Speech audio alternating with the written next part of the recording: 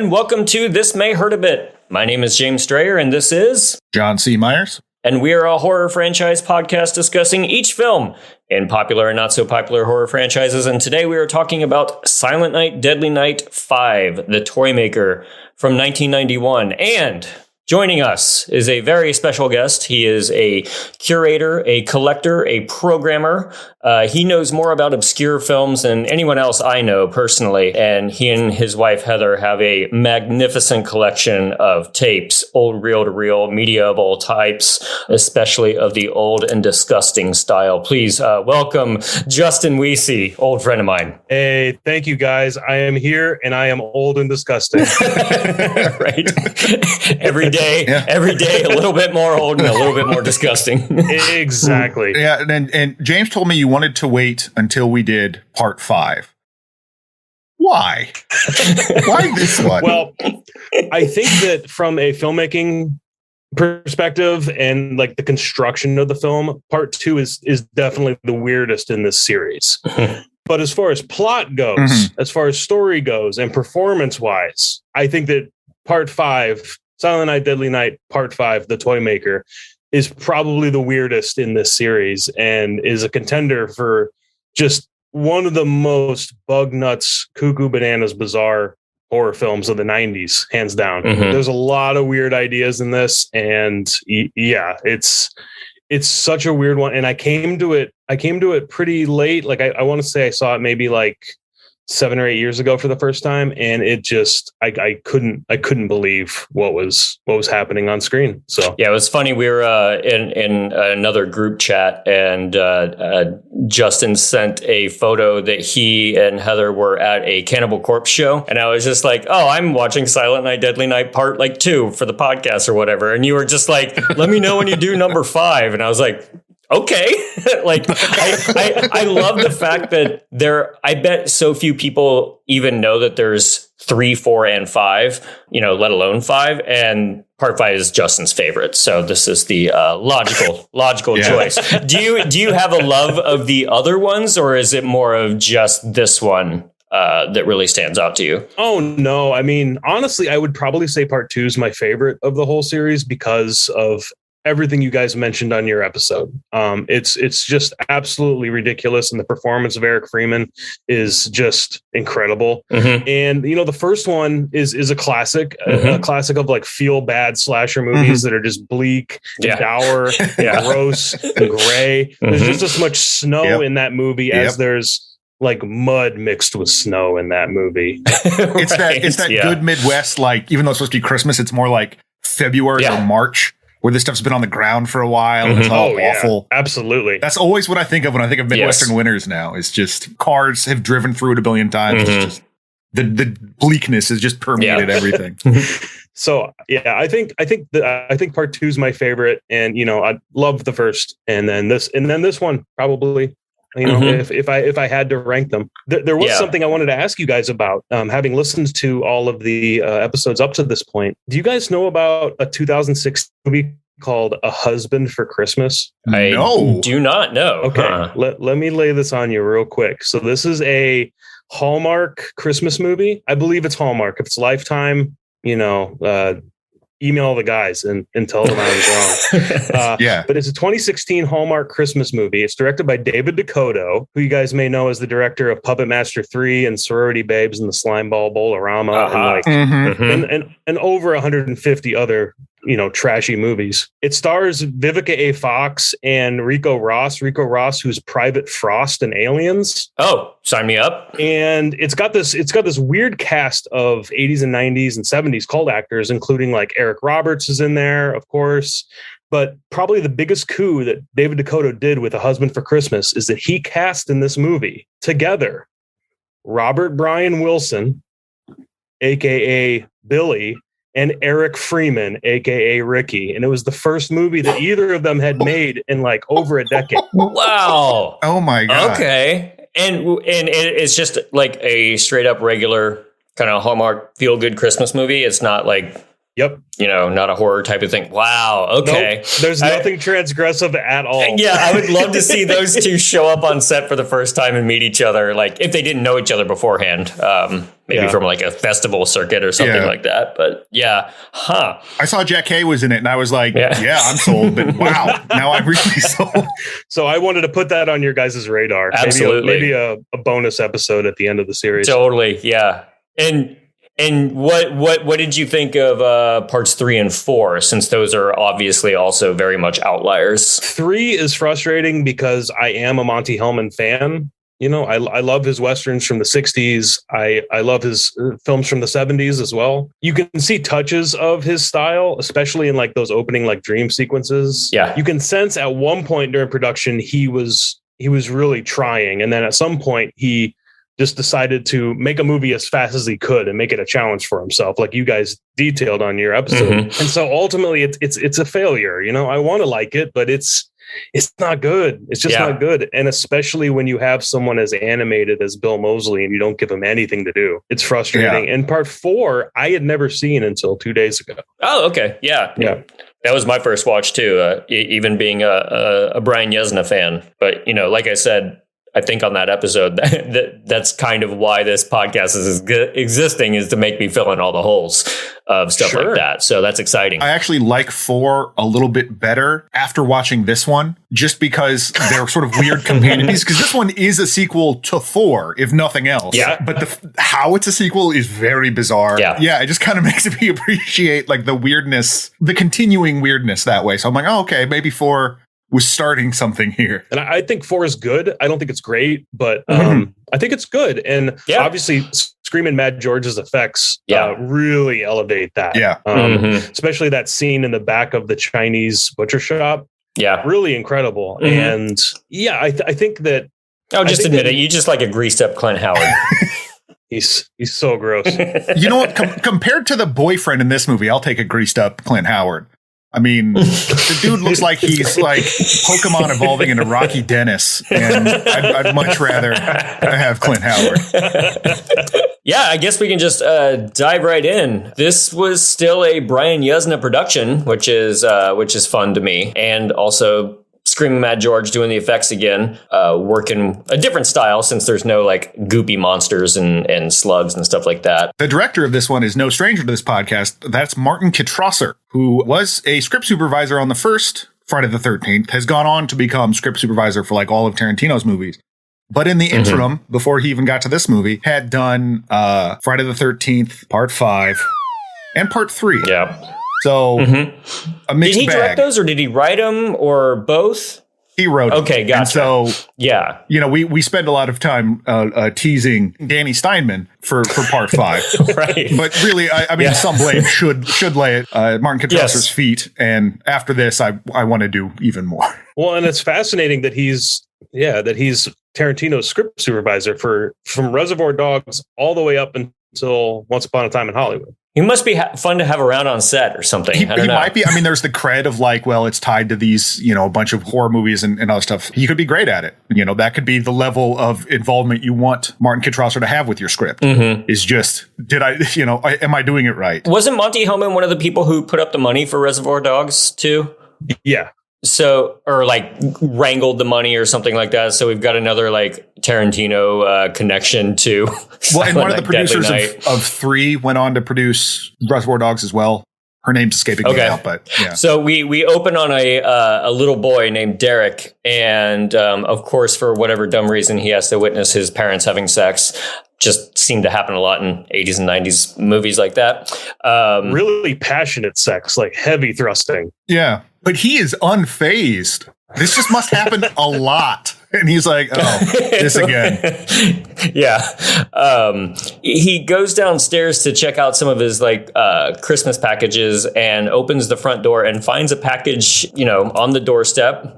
Brings it in, opens it up, and I guess his dad, post-coital, hears his son downstairs messing around in the Christmas tree, comes down, opens up the box, and this red sphere looks like a Santa Claus toy of some sort. It's a little bit hard to tell what this toy actually is, but it sprouts arms and grabs onto the back of his head. It's kind of like what Michael Holloway and I call, he was the guest on Phantasm 2. We call this an automatic Oscar award-winning performance, when an actor is clearly holding something on his face, but like struggling with it and running around.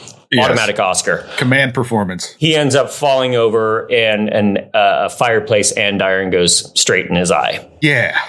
So I already am just full of questions. Because was the thing even doing anything to him? You just see it like, right. It's this weird sphere that's got, these arms that shoot out that wraps itself around his head. But is it doing anything other than being annoying that it's on his face? Because it seems like the kill was like a lucky break for whoever was trying to do this. But I don't know. It looked like he was being strangled by the Santa arms. Okay. There you go. That makes way more sense. That's the kind of hot observations that we bring Justin Weise on here when we miss that kind of stuff. Someone who watched and paid attention to the movie instead of just getting mad. Yeah, right.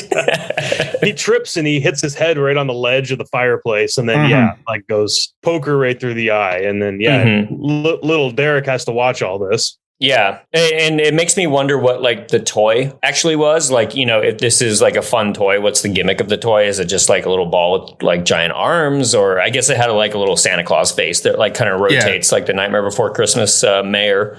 It's a bizarre opening for sure. There's a lot of toys in this that I don't know their purpose. Yeah. That's kind of what I want to know throughout. Like, what's the fun to be had with this toy? Like the larva later. Yeah, wait till we get to the larva. Yes. I will say straight up now, I'm calling it now. Andre Toulon would just eat this guy's lunch. Yeah, like right. He just wiped the floor with this dude. Yes. His murderous toys, nothing. Yeah.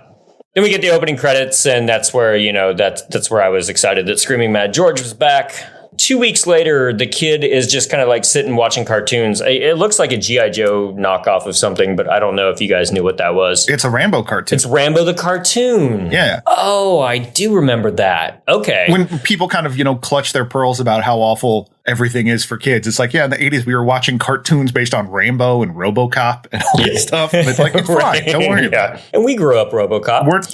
But the funniest thing is the red ball is just on their mantle. Mm-hmm. And the kid hasn't spoken since the murder happened, and he won't go into his room. But I do love that the red ball toy is just on their mantle place, like a family photo or something.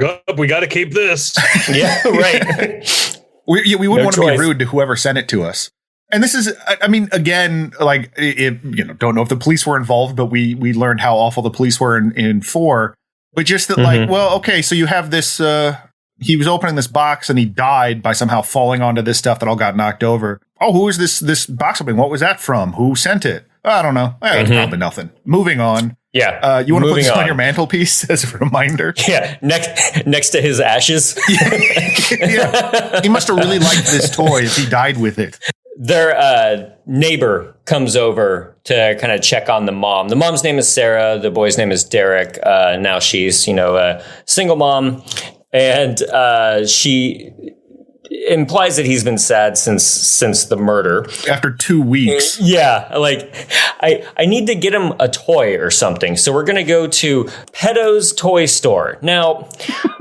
I hate to be the guy that says this, especially in this political climate, but man, like, I don't like how close Peto is to Pedo is the name for a toy store. No. And I hope that's the last of that we need to talk about, considering like everybody in politics is a pedo now or whatever, and it's exhausting. But yeah, Joe Peto's toy store. Right. I mean, it was most of this action just a really obvious and clumsy way to go back to Pinocchio is now a political hot button issue. And QAnon would have burned this place down already. Yeah. Do you think QAnon likes this movie, or is this they probably they watch it regularly and go, Micky Rooney is actually played by Hillary Clinton.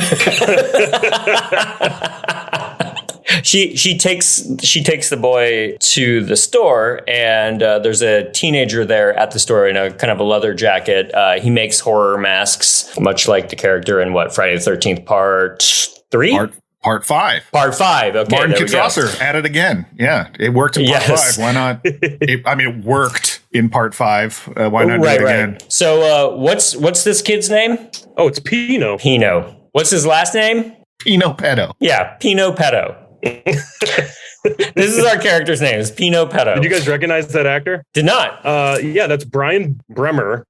He is the nerdy school Victorian in Society. Oh, okay. Right. Gotcha.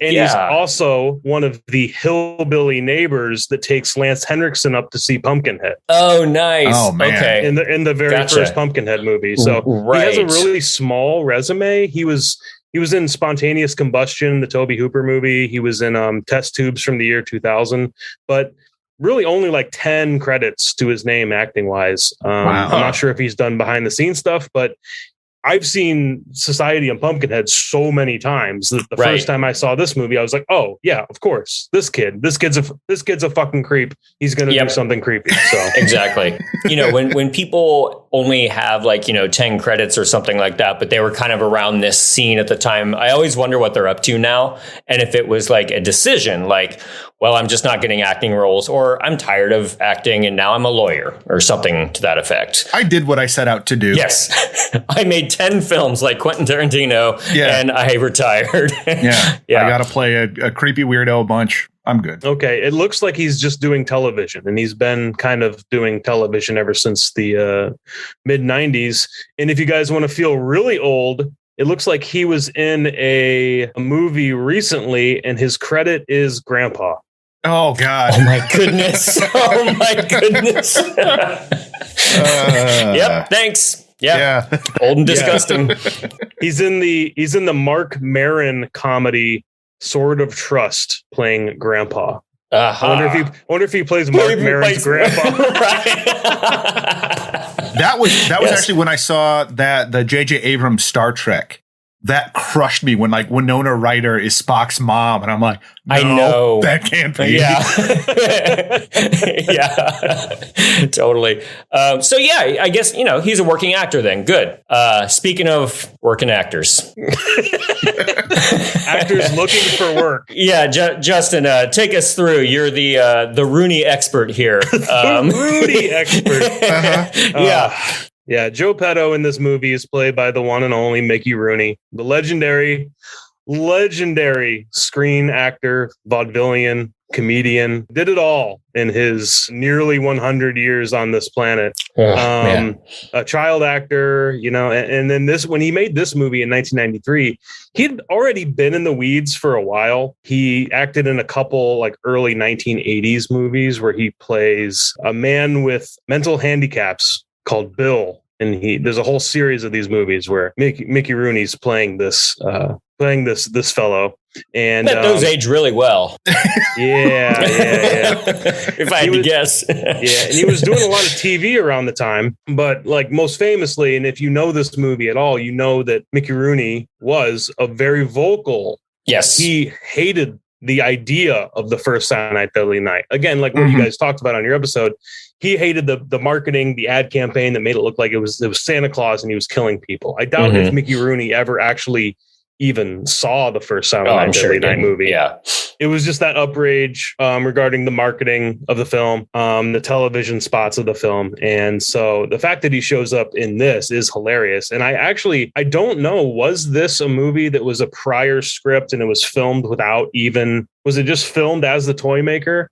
See, I did look that kind of stuff up, and I wanted to know that, and I wanted to know if Micky Rooney was outraged when he found out that it was, if it was retitled, for the marketing's sake, like what you're saying, or if what his involvement was and all that. And is it even fair to just assume that the poor guy needed a gig? I mean, I guess that's where our brains go naturally. I would assume that's the case. Based on the other movie that Justin suggested to me, I'm going to guess yes, he needed the money.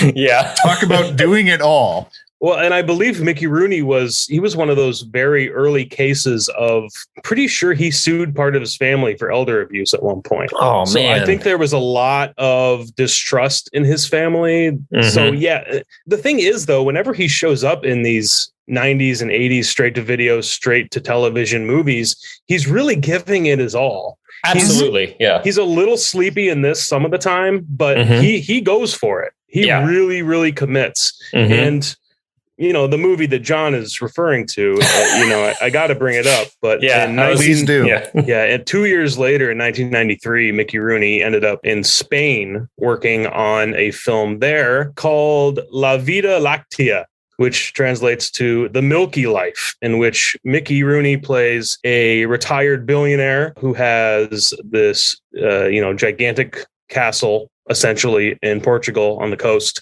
And he has this entire brood of like filthy, rich, spoiled family members, children, grandchildren, hangers on of all types. And he decides he's done with all this and he's going to live the last of his years as an adult baby.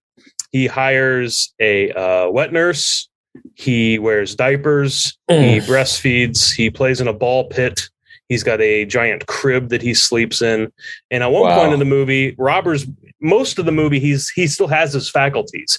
He knows who he is, but he knows this is what he wants to do. At one point, robbers break into the castle, bonk him on the head, and then he thinks he actually is a baby the rest of the movie. And that's when you get full like milk coming out the sides of his mouth, like crawling around in a diaper in the yard. And he's an old man at this point. Yeah. He's 73 at this point. So it's a hard watch. It's deeply unsettling. It is very unsettling. John, did you watch any of it? I am. It's also on YouTube. Yeah, I am not done yet. Yeah, it's a like horrible VHS rip that is translated from a translation or something, because there's like just a big black bar over it that's covering up other subtitles. It's wild, but yeah, it is. It's a bizarre watch. I think it had like a warning on it, like you had to click through, like because I wanted to see some shots from it, and it said something like, "This is a deeply disturbing film. Do you want to watch this?" Yeah. Are you okay? But you watched the whole thing last night. I watched the whole thing. Yeah, and let me tell you. If you ever wanted to see Micky Rooney breastfeed famous German actress Marine Sagebruck, hey, there you go. Yeah, I do like that you were when you first told us about Milky Life, you said that your wife would not allow a copy of that in the house. No. And it cracked me up because I've seen your collection and I'm just like, oh, that's where she draws the line. My wife has a problem with adult babies and that whole fetish. It just disgusts her to no end. Fair enough. I mean, I don't blame her. It's very gross, but when someone tells me that 73-year-old Micky Rooney's wearing a diaper pretending to be a baby for 70 plus minutes, then I'm gonna have to watch it eventually. Yeah. I think they blew it because they need to have his family has to treat him as an adult baby, otherwise they won't get any of the inheritance. He wrote that into his will. Yes, and so I think they blew it by not calling it Baby by Law, because that sounds. I realize that does kind of sound like a Steven Seagal movie, and then I started creating that movie in my head and got really disgusted and sad with myself, so I stopped watching the movie. Right. But you're going to get back to it, though, right? Oh yeah, I'm going to finish it. Both my screenplay and the movie. Right. Hey, and if it's a movie that doesn't require Steven Seagal to do actual much, exercise or movements, then I'm sure he'll accept the script. There you go. He will be seated for most of it, which is his preferred role in these days. Right. So as you say, I completely agree with you, and I made several notes throughout this movie that Micky Rooney brings it in this. Like he does. When he is on screen, I feel like I'm watching an actor and not just kind of, half amateur people. Nothing against them whatsoever. I love this stuff and these actors, but like there's someone who brings a history and a gravitas when you're watching Micky Rooney, even as the Toymaker. So he is Joe Petto with two T's. Oh, I just realized it's a Pinocchio reference. Yeah. Just kidding. Just kidding. No, I was very sad for a moment. The blank look in your eyes. Yeah. The kid Pino, his son Pino Petto, paces around in the shop and goes down a trap door in the back room of the store, and so he kind of exits. At that point, we enter a new character named Noah, and I just was so baffled by his entrance because I feel like everybody enters this movie looking extremely ominous and creepy and weird. Like if I went over to your house, John, and I just like kind of stared at you like I was going to kill you for no reason whatsoever. But everybody is interacting like that in this movie. Yeah, they try to set up some red herrings about who could possibly want to kill Derek. And it makes it seem like everyone wants to kill Derek. There you go. Yeah.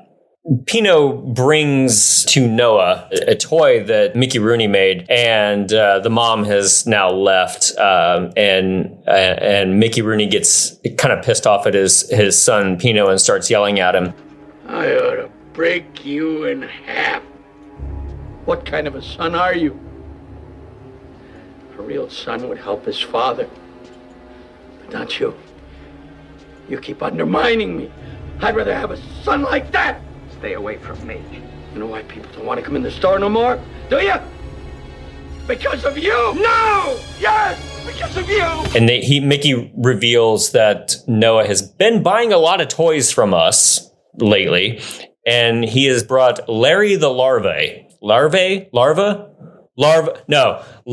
is how it's printed on the box, and that's plural for larva. That's it. It rolls off the tongue better. So he quickly buys this creepy looking toy. It's a children's toy that looks basically like the bugs in part 4, like the things that Clint Howard is like playing around with. Less wet and slimy, of course. It's purple and it's got googly eyes. That's how you know it's safe. Yeah, exactly. Right.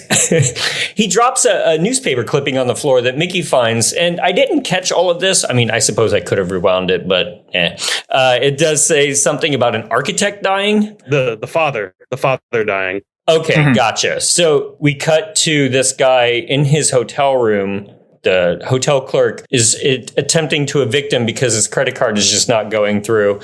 And Noah manages to just like buy him off by giving him Larry the Larva, which I thought was pretty funny. Just like, you're going to be too busy to run around and find your kid a toy for Christmas. So can I stay here an extra night if I give you this toy? Yeah. And this is interesting because I thought, well, first of all, that the landlord clearly just got back from barbershop quartet practice because he's wearing a really cool vest. And rather than kick him out, which he was really dead set on doing, he's swayed by the fact that he could get a gift. And then based on the scene that happens next, you start to wonder, did he know this was going to happen? Because it certainly makes it seem like he's kind of in on it. And I know they're trying to do a red herring thing, but based on what happens and what you know about, what you find out about Noah and what he knows, it really calls that choice into question. I thought the exact same thing. I was like, we're going to need to re-examine this scene through fresh eyes in about a half hour. But Noah makes a lot of very confusing choices in how he deals with the human race. Well, and when you see him in his hotel room, he's taking apart the toys. And at that point in the movie, you don't know why he's taking apart these toys. You think that he might be implanting something. You think that he might be the one putting stuff in these toys. Because all you see is just toys spread out over 2 beds, and he's taking them apart. Oh, yeah. Okay. So, yes, this next scene is pretty fantastic, where the hotel clerk is driving home, and Larry the Larva escapes from his box, wriggles up through the seat, and begins going after his leg with his little pinchers, and he looks kind of cute. Manages to crawl back up around his mouth. He crawls into his mouth and then out of his eyes. I was thinking that it was going to be a little bit of a boring kill until he pops out from the eyes, and which is a great mask that they use too. And he gets rid of both of them. He doesn't just take out one. And I was actually expecting more of like because when it sort of turns from toy to evil, much like the Santa at the beginning, some blue lightning like appears between the pinchers. It's going to like tase him.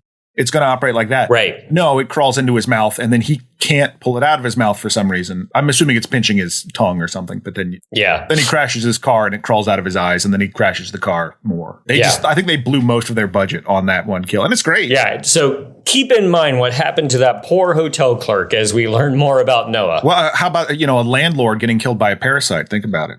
This movie's anti-capitalist.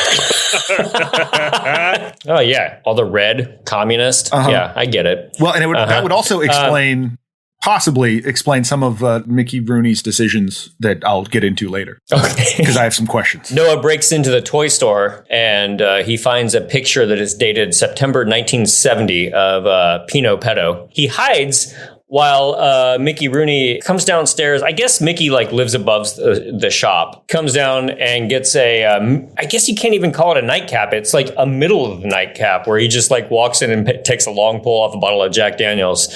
I like Jack Daniels just fine. I don't get up at 2 a.m. for a sip. I mean, is that something you guys do? Like, you know, one before bed, but not one in the middle of the night. Not for me. I mean, I don't get up to do it. That's ridiculous. I just have it by my bedside stand next to my gun. Yeah, you just roll over. Yeah. Right. So Noah then finds the trapdoor and he starts going down the stairs, but begins to struggle because, of course, like Pino is down there, I guess, on the stairs of the trapdoor. And it's a little bit confusing, but like they start struggling between the two of them. But you don't see Pino. Yeah. Exactly. Right. It's so weird. It's a very weirdly blocked scene. And Noah manages to get away. Yeah, but then never speaks of it again. I was almost pulled down a hatch by something. I'm not going to worry about that. Yeah. I shouldn't have been there anyway. You know what? That's my fault. So I'm not going to investigate this further. It's fine. Little Derek is looking despondent and listening to music, as you do. And there's another present left on his front door that they bring inside because they haven't learned from the first time. We cut to the mall. And there's a whole bunch of Santas, and Noah is inexplicably also a mall Santa. Here we have Clinton Howard is also a mall Santa, and his name is Ricky because that's a nod, something. Yeah. It's not supposed to be actual Ricky, but yes, we have Clint Howard as a Ricky, as a mall Santa, who utters this line here. Nothing like that California cutie we have for an elf. Ho, ho, ho. As only Clint Howard can, Noah sees the mom and the kid waiting for the mall Santa and demands to be the Santa that Derek can sit on the lap of. I think it's the same Ricky. I've decided. Canonically, I've decided it's the same Ricky. I think the evil larva was just eating the curse out of him, and he's fine now. And he's picking up his life, and he's doing all right. Yeah, he's turned his life around. Yeah, that's the ending I want for Ricky. His first step, his first step is being like a bad Santa type of being character. A mall Santa, yeah. So greasy though, the kids just slip right off of Clint Howard. There is a great moment though with that when he is the mall Santa, where not only do you see someone in the line that looks like the kid from the Gate movies, the metal nerd, right? He's wearing a Reanimator shirt, But then when the little girl is on Santa's lap and is like, I want clothes. Just nothing but clothes. But if you don't have enough clothes, she starts reading off her list. And the last thing she says, it's kind of buried under all the sound, but the last thing she says is, VCR, a yellow photo album, and the tape of Bride of Reanimator. A VHS tape of Bride of Reanimator. Yes. Pretty cute. Good stuff there. Good stuff. So eventually Derek makes it to Santa's lap, and we do see the boom mic enter the frame, which I always enjoy. Several times, yeah. Yes. Derek still won't say anything, and Noah just starts screaming in his face, just, No! Let's go. Don't go. What are you doing? Let go of him! No, don't go. and it's legitimately a little unsettling. Yeah. It works. So we still don't know why Noah is after Derek, why he's posing as a Santa, all that kind of thing. I mean, I don't like this kid. And I don't mean to like come down on a child actor like this. I don't hate him the way that I hate like Giovanni Frezza from like House by the Cemetery. Like I just see him and I just get mad. Him or the wiener from Problem Child. Bob? Yeah. Oh, screw Bob. His face is just upsetting. But like this kid, unfortunately, like does nothing but just stand gape-mouthed at everything. Mm-hmm. I think that was the direction. So I can't really blame him for it. But still, I don't care for this kid. What a way to get around a child actor performance and just be like, so he's just traumatized and he doesn't talk. Yeah. That's it. We won't have to worry about anything that way. The kid that does that in Scrooged is actually really good. Yes, that's true. Oh, that's true. Yeah, that's a silent child performance that actually works. Mm-hmm. This one, not so much because the kid just looks on it. The kid looks stoned most of the time. Yeah. Right. Just dull surprise. Yeah. This is intercut with Pino Petto is walking around Sarah's house and looking at her wedding photos He sees the red ball from the beginning. He breaks in by finding a key under a brick, and when he moves the brick, it says Pinot 75 under there. Right, exactly. And at this point in my notes, I just wrote exasperatingly, just like, how do all these people know each other? I don't I was starting to get frustrated with why everybody's interconnected. Yeah. Obviously, that's a reveal in writing and eventually happens, but I was starting to I needed to know. Mm-hmm. So Derek and Sarah get home. Derek goes upstairs right where Pino Petto is hiding. The neighbor just offhandedly mentions to Sarah, yeah, I saw some creepy dude just walk into your house where your son is. And she understandably runs upstairs, finds Derek, and Pino's just hanging out in the closet hiding and manages to run out as soon as she walks into the room. But that's not just any neighbor. Yeah, that's not any neighbor. That is Kim from the previous movie. Now, apparently, I've read something that was in name only. I don't necessarily buy it because she's also comes over a little bit earlier with her son, or possibly her son, a teenage boy named Lonnie, who is the kid from part 4. So it seems like the idea is that after Clint Howard killed that kid's parents, Kim started taking care of the kid, and in the year following, moved into the suburbs and is fine. Yeah, wait till she finds out who's a mall Santa, just in the same community. Right. Yeah. Kim took over the coven. The coven is in that neighborhood. Oh, there you go. Yeah, that would make sense. All suburban. Yeah, because she clearly has the power. Yep. She killed FEMA. The power of what? Again, the power of what? But of being double jointed, extremely double jointed in the fingers. Right. But that's a strange thing, because just imagine being that actress, hey, we're going to come back, we're going to do Silent Night, Deadly Night Part 5, and so we want you to reprise your role as Kim, but you're just a neighbor and don't do anything. Oh, cool. Mm-hmm. Yeah, why not? Yeah. How many days of shooting? 3? I'll be there. Yeah. But so she tells him that that there's someone in there. Sarah freaks out, runs upstairs, finds Derek laying on the floor, but he's just listening to music. And then boom, the guy from Erasure just pops out of her closet. It's Pino. He's just wearing a leather jacket and a white shirt, and he's got a very totally 80s club haircut. Yeah. And she recognizes him and pops over to Joe Petto's to get real pissed. Oh, yeah. And when she walks in, Rooney is day drinking a big old glass of Jack Daniels. And I just saw that, and I did write down, I'd like to drink some whiskey with Micky Rooney. That would be funny. Just listen to his tales of old Hollywood glory over a bottle of Jack with Micky Rooney. Or some milk. No. I know he can have the milk. He can have the milk. Yes. I will need the whiskey to get through drinking milk with Micky Rooney. Well, when Sarah confronts Joe, when she confronts Micky Rooney, he's like, I'm sorry, me and my boy used to live there years ago. Well, what happened? Why did you move? Well, it wasn't by our choice. Now my business began to go downhill and the bank foreclosed on me, and we had to move here, and things haven't been the same since we moved here. Pino's been crying about wanting to go back to the house. I want to go back to the house. He kept saying maybe that had something to do with what happened today. That's how he's able to calm her down and her not call the cops on Pino, saying, we used to live in that house. But I love how pissed he gets once again at his son after Sarah comes in and chews him out. He gets on a dime, just switches it on a dime, just gets fire breathing, red faced, sweaty, pissed at Pino. And it's pretty good. He's great. His face, he's in a dumb movie. He's giving it all. And then I literally wrote, now I want to watch that dumb baby movie to see what gravitas he brings to it. Yeah.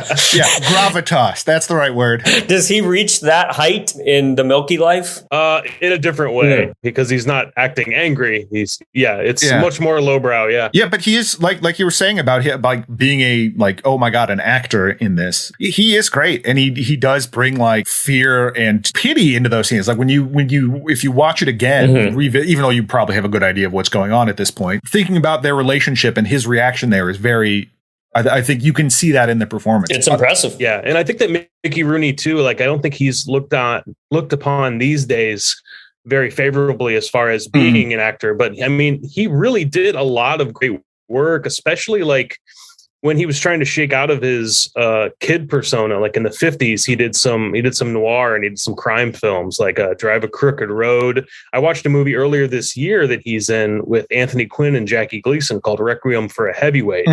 Mickey Rooney is basically playing the corner man to Anthony Quinn, who's this boxer who gets too many shots to the head and has to become a pro wrestler. That's from 62, and it's really great performance from all three of the main guys in it. And you just forget like how good he was at a certain time, and how he kind of did always get he struggled with being typecast his entire career for how small he was, or how famous he was as a kid, but he could really bring it out if he needed to. Mickey threatens Pino, who is in the basement. You have to come up sometime, Pino. And when you do, I'll be waiting for you. Which is like scary and sad in its own right. Sarah brings Derek a present while he's just kind of like hanging out in bed, and he doesn't even want to open it. And it's just a sad state of affairs when a kid doesn't want to open up a present early on Christmas. So he's still pretty despondent about everything, and he tries to throw the present out the window and get rid of it. So he's like fully anti-present right now. He sneaks out and puts it in the trash, and his neighbor friend comes up. I feel like the costuming department was just given the direction of just give him the most 90s clothes that you can possibly give a kid, because my goodness, like you could not come up with a more cliche looking, as the kids say, a very punchable face on this kid decked out in the most 90s, like LA gear, everything. Yeah, definitely 90s windbreaker, like the Zuba pants. Yeah, backwards hat, because that's cool. Backwards hat, yep. Yeah, I believe that's a Yunza. I think that's Conan Yunza. Oh, really? Okay. Or I'm sorry, I would say Yunza. It's Yuzna. God, I feel a little bit bad now. Yeah. So yeah, he came back reprising his role as Lonnie. Right. And yeah, he sees these thrown out things and present, and decided, well, that's present the garbage. That means it's Lonnie's. So he goes and gets it, and yeah, it's a pair of rollerblades. I really noticed this shot. It's a great shot of the camera outside and kind of low, looking up at the living space of where Pino and Joe Petto are, and they're fighting back and forth. And it's a nice, like, kind of like silhouette shot. We go in through, and Mickey then just chases him downstairs and beats him with a bottle of Jack Daniels. Poor Pino. And they just full-on fight, and Mickey is absolutely giving it his all, as he has been. And Pino falls down the stairs. Cut back to, I just called these two people the shitty couple, because I don't know what else to call them. Buck. Yeah. That's the teenage dude's name is Buck. Yeah, it's Buck and the babysitter. Buck and the babysitter, yeah. Don't be a wise ass. I eat kids like you for breakfast. That's why my shit smells so bad. What an asshole. I wrote that line down and I was like, my gosh, like, I don't know what to think of that at all. Yeah. But he starts getting into a fight with Lonnie, who is pointlessly mean to him. And then I think it's fair. Just look at his face. I'm sorry. Yeah, exactly. This guy's face, but this guy, I would just be a jerk to him. He just gives off a crappy vibe. That's the one you were saying earlier. Looks like Rocky Dennis, right? Yeah, like he's starting to become Rocky Dennis. Yeah, it's just very porcine features, and I don't like it. Yep. The rollerblades start to spark to life, and in a very unintimidating, unscary scene, the rollerblades start to spark and go nuts on him, and he loses control as he flails around into like a garage door or something. It's pretty comical, really. The horror of a child being in danger is really sort of undercut by how goofy the scene is. Yeah, it's a lot of just like close-ups of him from like the shoulders up, just spinning around, and from a distance, a stunt person also spinning around on rollerblades. But then it is like, are they really going to kill a kid in this movie? But I did kind of laugh though, because he goes out and gets hit by a car, and the hard cut of him in the hospital covered in bandages was pretty funny, actually. Oh yeah. But I think Justin, this speaks to your being correct that Kim is in charge of the coven now, because when she's not worried about what happened to him in the sense that like, oh crap, things that I've done are coming back to get me. Because she does mention when Derek is throwing away the present, Kim has come over and revealed, no, I didn't leave a present for you. I don't know what that is. And you just hear them talking, and then eventually the camera comes back into their conversation, and she's like, I mean, you would not believe the things that I've been through. hardly believe them myself. So there's some acknowledgement of it, but I think when they're at the hospital, she kind of reveals like, no, look at what they found. Here's some skates with wires coming out of it. Something was going on.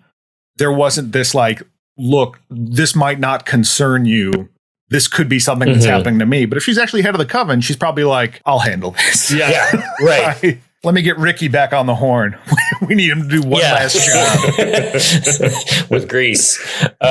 So the red ball that Derek keeps around, which murdered his father, decides to come back to life. And he smartly takes a baseball bat to it. This is intercut with the rollerblading sequence. He smashes the red ball to bits. Noah shows up at Derek's house. Hi, Derek. Hi. You don't know me, but let's just say I want to be your friend, okay?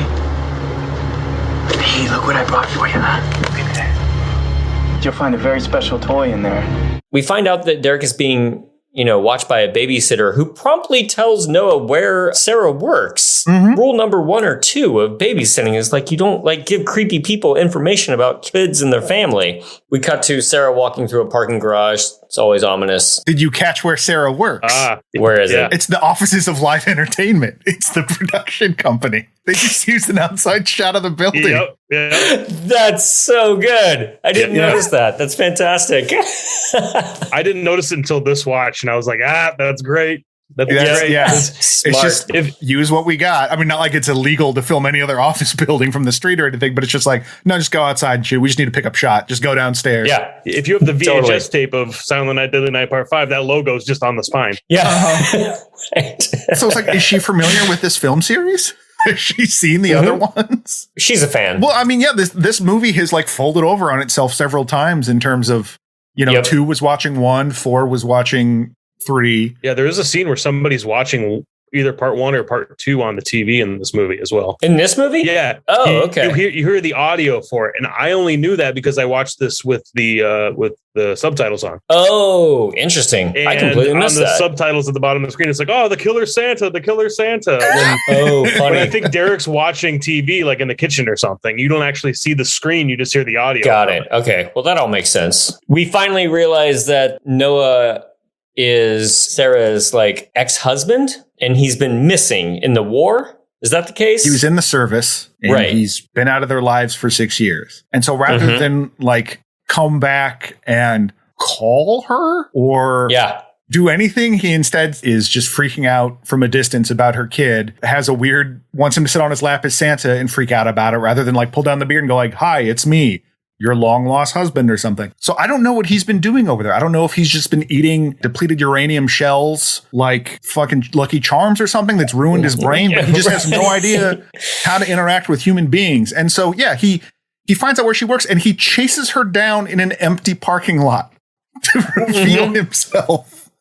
So ex-boyfriends, ex-husbands, that's the way to go. Right. Just find him in an empty parking lot. They'll appreciate it. That's definitely how women like to be approached, is in a dark, empty parking garage late at night. Definitely. From the darkness and very quickly. That's how women like to be approached.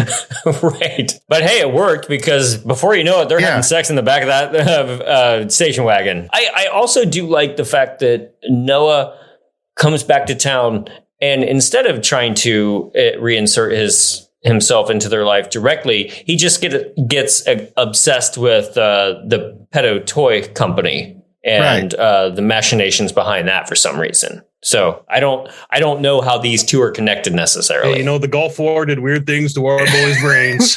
Yep, that's true. Yep, it's ridiculous. It's also revealed here that Derek is actually Noah's son, because he's been gone for 6 years. Derek's about 8. And so the man we saw at the beginning, played by Van Quattro, that's just his stepdad. Just his stepdad. So we don't need to feel bad about him getting murdered. Who cares? He was in the way. Right. And while Sarah and Noah are fucking in the back of the truck, the Buck sneaks in and starts banging the babysitter. So we get this horrific, very, very long split montage of 2 separate sex scenes, one of them with a child watching. Yes.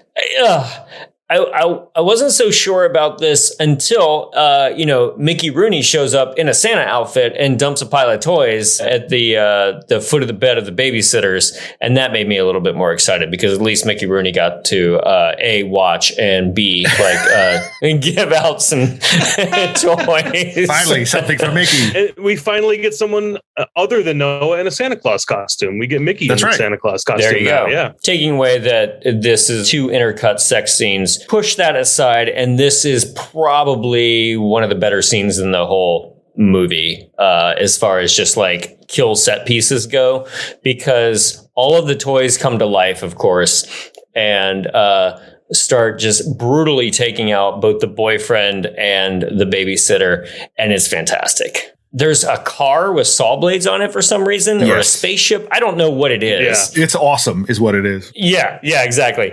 And it leaps onto the chest of the boyfriend in a clear shot that was one of those, like, put it on his chest and pull it off with a string and then run the film in reverse to get the effect.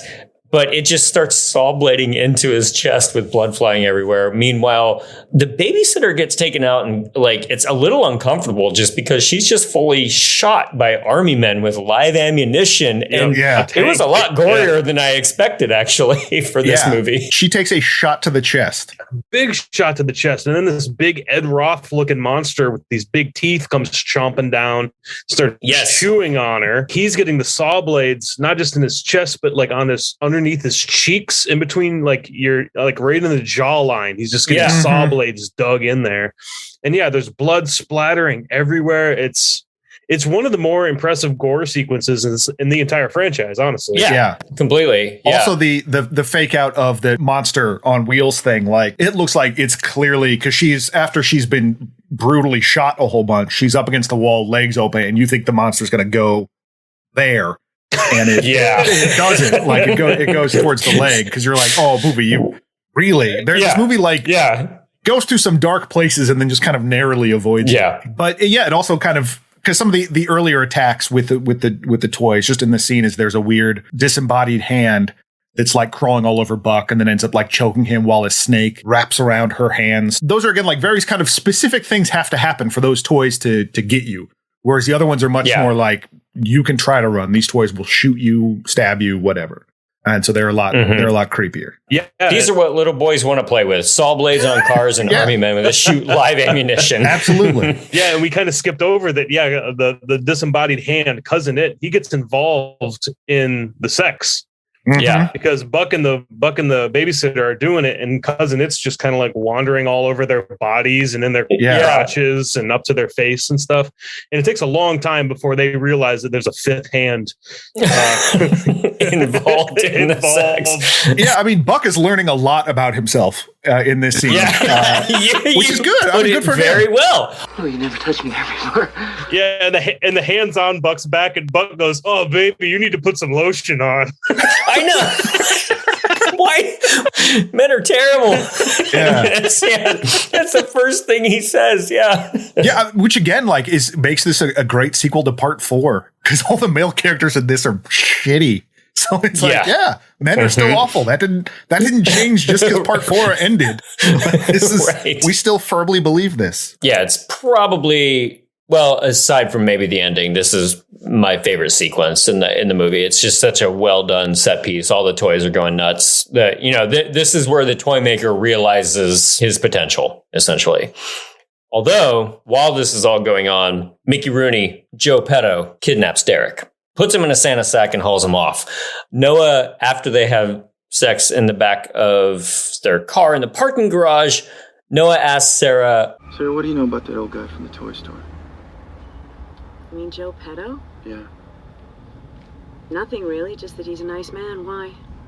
I wonder if I told you he was arrested for maiming some kids several years ago. He was arrested for booby-trapping kids' toys in the past because his wife was killed in a car accident and he couldn't have a happy family, so no one else could. Which is always just like, man, you're really reaching in the writing for this, but, whatever. I'll go with it. That's also smart to wait until after you have sex to be like, hey, have you heard about this pedo conspiracy? Right. So, yes. And Noah is now our hero. So this is where we go back to question why he gave Larry the larva to the poor hotel clerk, knowing that he was just like, hey, you know what's terrible? Children's toys that are killing people. I'm going to perpetuate that by giving it to this hotel clerk that just declined my credit card. Well, at the same time, when he's telling Sarah at this point, when they're in the truck bed together, he says that he had heard about this from Pedo, and he went and has bought a bunch of toys from him, but all the toys that he's bought from him have been clean so far. He hasn't found any explosives or knives or anything in any of the toys that he bought. So when the hotel guy goes up, Noah had just went through a bunch of toys and was like, I don't know, maybe I'm losing my mind here. Can just take this toy for your kid. And I think, him being ominous again is just like what you were saying about it being a red herring. I'll buy that, definitely. He's got plausible deniability. It's fine. So the one toy that he doesn't exhaustively take apart is the golden ticket toy, basically. That's just like, oh, this is the killer one. The sketchiest looking toy of the bunch, too. I mean, that we didn't talk about how like bunk ass that Larry the Larvae is. He's like, the fan's all crinkly. Yeah. The box is real looks like thrown shit. together. The packaging is terrible. But I mean, it could also just be like, look, okay, everything's fine, but hey, if this kills my landlord, it's win-win for me. Yeah. Whatever. Like, I don't really care. Right. Somehow the babysitter survives getting shot in the chest, because she runs out covered in blood, runs into a red car. Red car. Good point. And Sarah and Noah are inside. Sarah goes immediately to this toy store, sees creepy dolls in a bird cage, some mannequins. Like at this point, like she's gone down into the trapdoor. Pino's lair. And so we finally get to see what's down there. Noah goes down into the basement, and it's all pretty gross. And there's a mannequin down there that kind of reminded me of Betsy Palmer. Yeah, the smiling one? Yes, it looks exactly like her. That. And I was like, that might be a little homage. Sarah starts seeing photos of herself down there and her kid that are pinned up to the wall. And that's kind of creepy. That's well done. A toy plane starts dive bombing Noah. A head then falls into Sarah's hands, but it's just a mask. And everybody just sort of like skulks around the basement for a while. I love this shot right now because Micky Rooney appears dressed as a Santa Claus and shoots Noah with a squirt gun full of something. I don't know what we're supposed to know is in there. Milk. Right. You think he just gives that away for free? That's probably his private supply. It's a special occasion.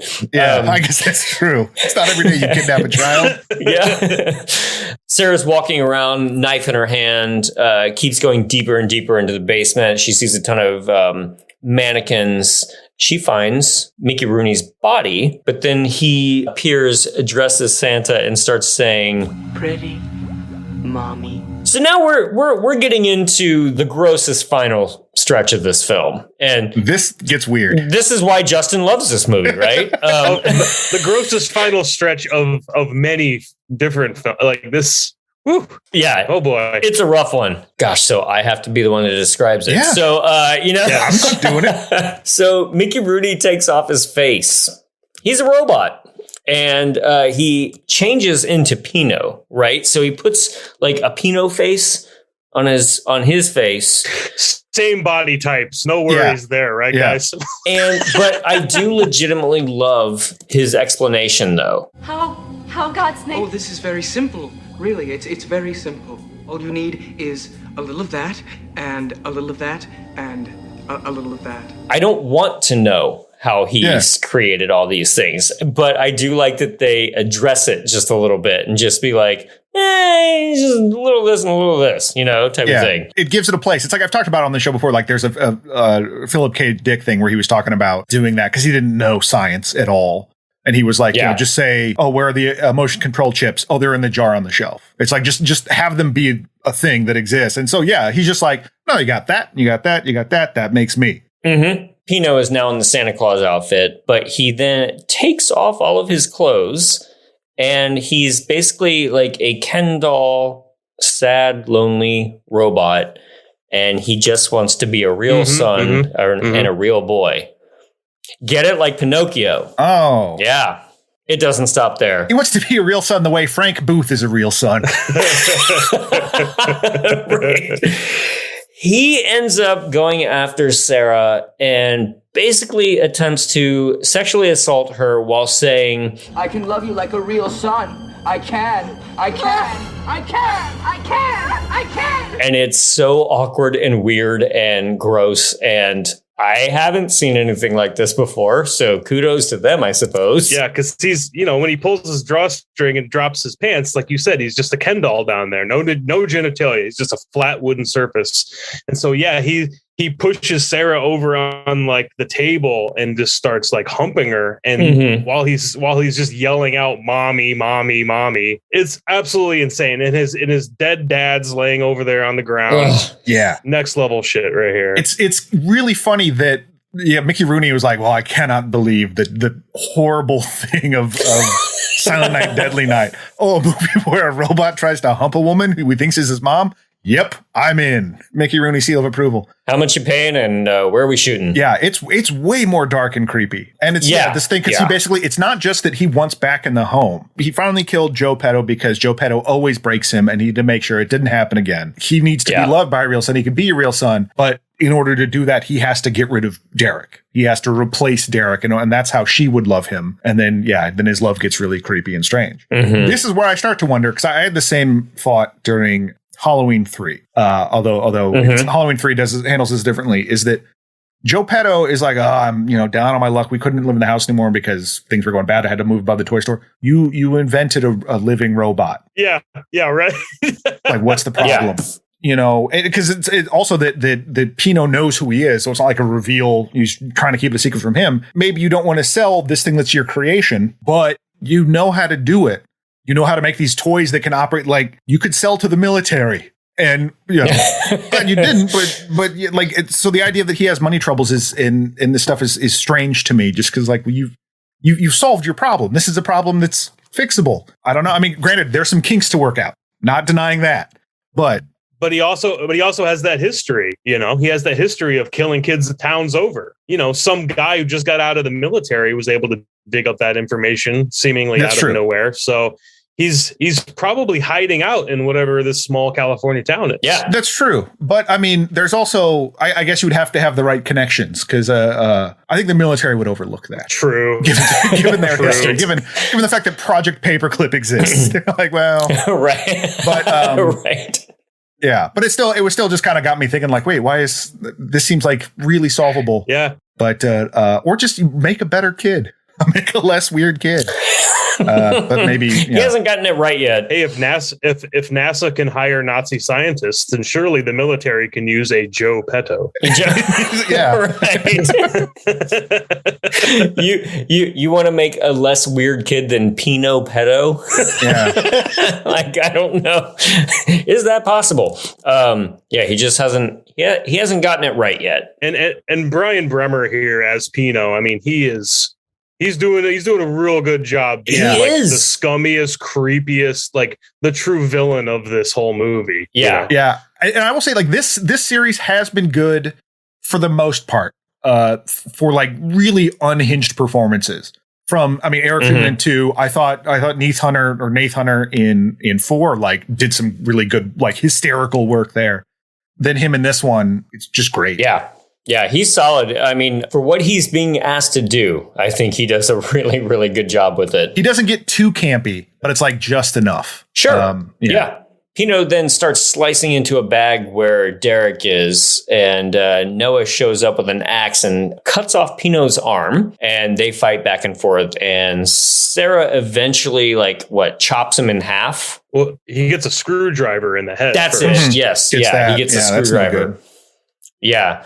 And then he tragically just crawls towards Micky Rooney's body, just saying, like, he made me, Father, don't leave me. They really play up the sadness here. Then at the end, he grabs Sarah's ankle and she gets to just completely like stomp his head out while screaming, like, don't be afraid. It's only a toy.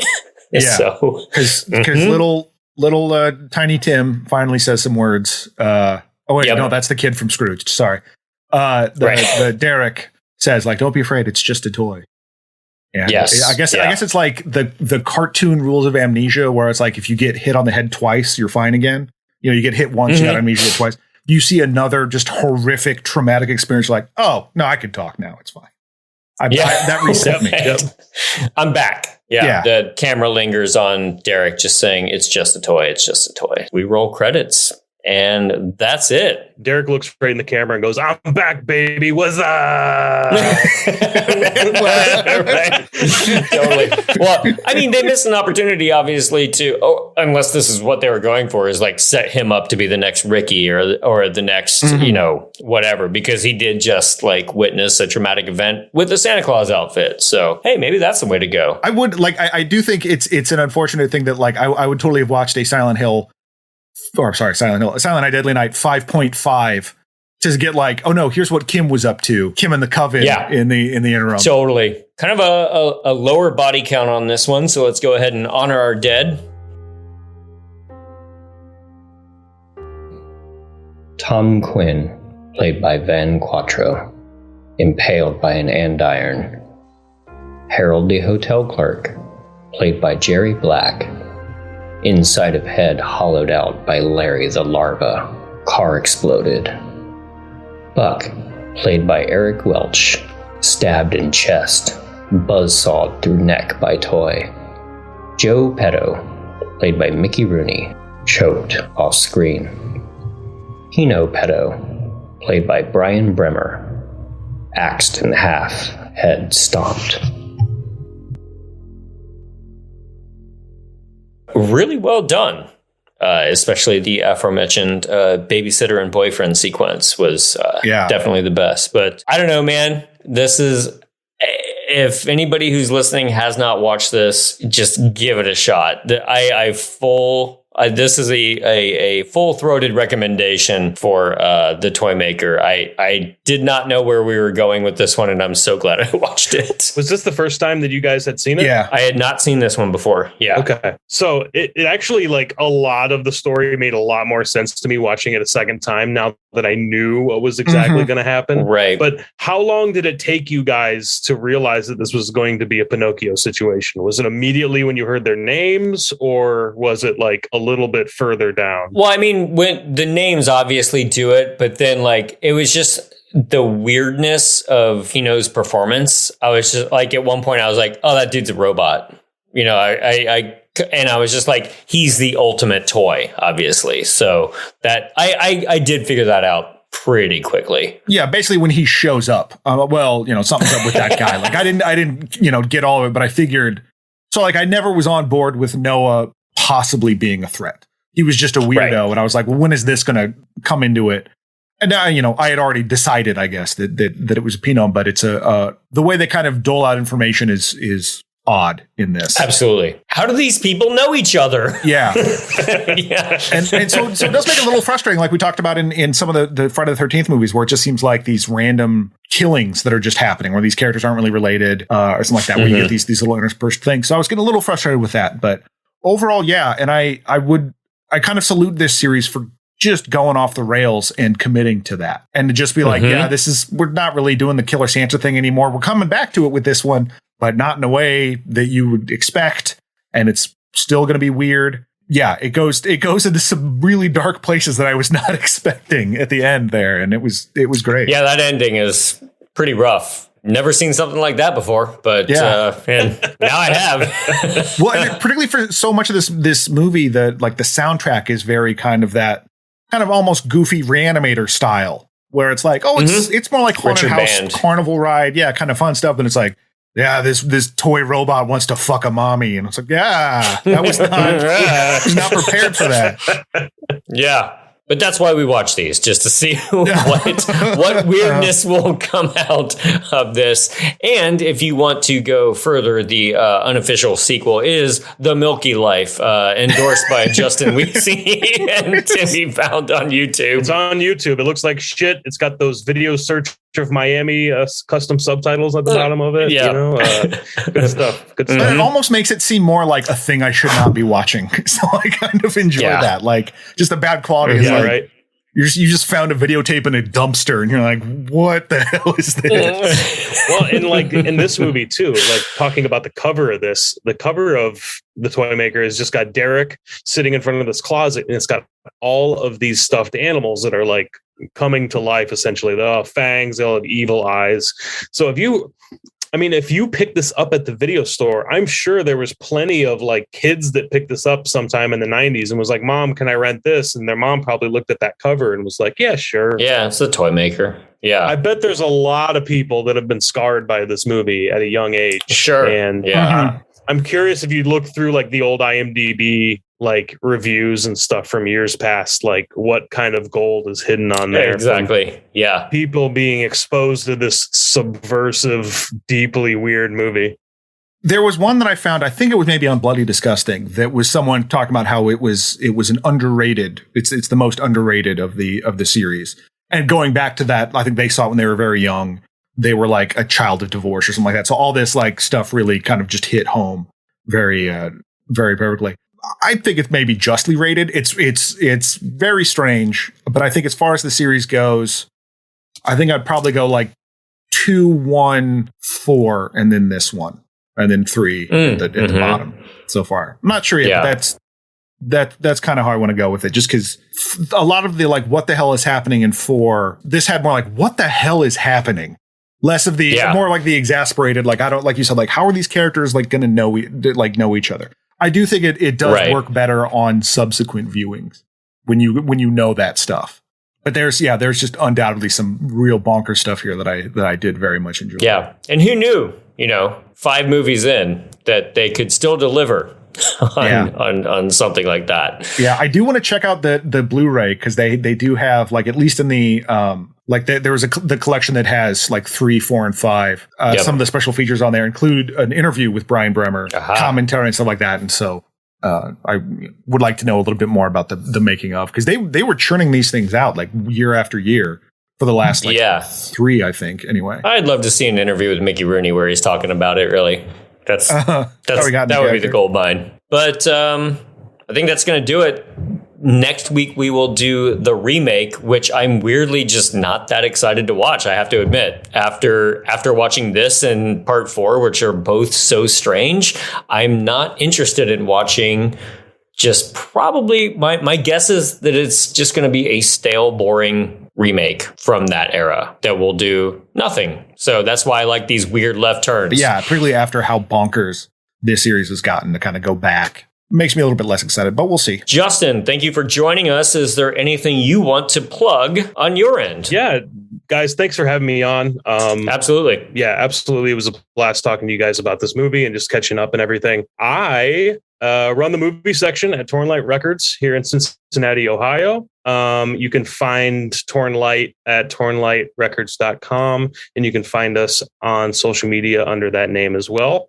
We do monthly film screenings at the Esquire Theater here in Cincinnati, right down the street from the record store. Last Wednesday of every month, we play something. We just played Terry Gilliam's Brazil and its full director's cut last month. And this month on December 28th, we are playing Alex de la Iglesia's 1995 satiric, satanic black comedy, The Day of the Beast. And I'm very excited about that. I'm a big fan of Alex de la Iglesia's work, and so I'm excited to see that in the theater with people. And I'm on social media, No Fun Justin, and I'm on Letterboxd at my name, Justin Weise, Wiese.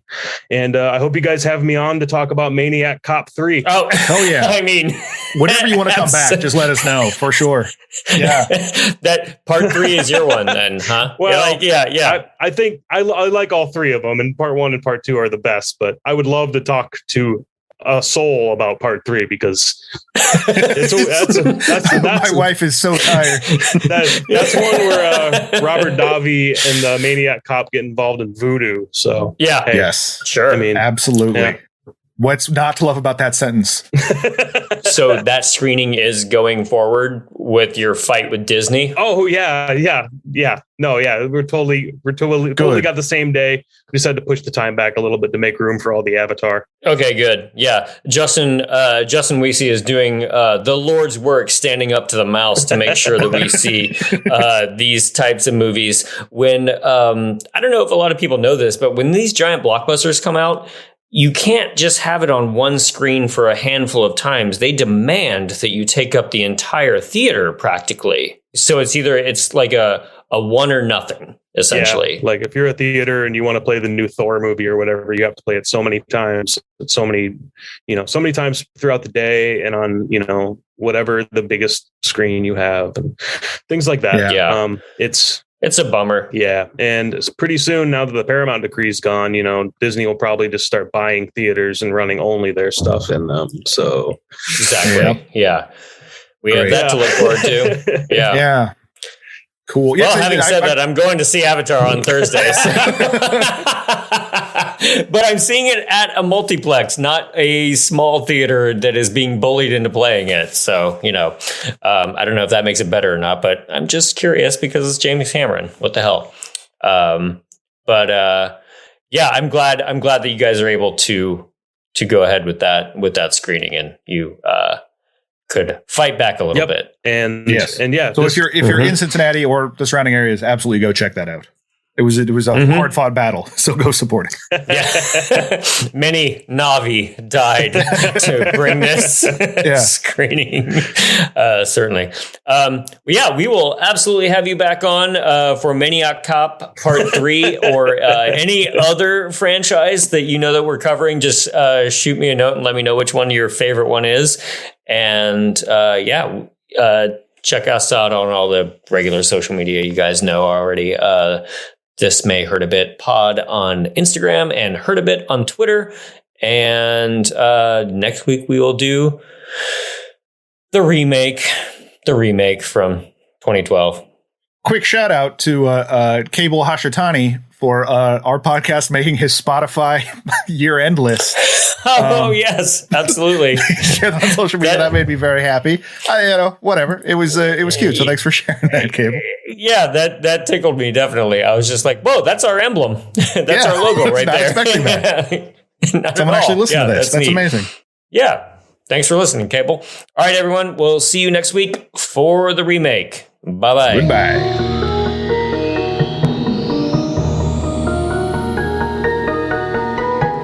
This has been a Two Penguins media production. It was produced by James Strayer and edited by John C. Myers. Logo by Ethan Kimberling and music by Michael Arthur Holloway, who you can find on Bandcamp. Follow us on Instagram at This May Hurt a Bit Pod and on Twitter at Hurt a Bit. Email us at thismayhurtabit@gmail.com. And if you are so inclined, rate and review us on your favorite podcast app, and we'll see you next time.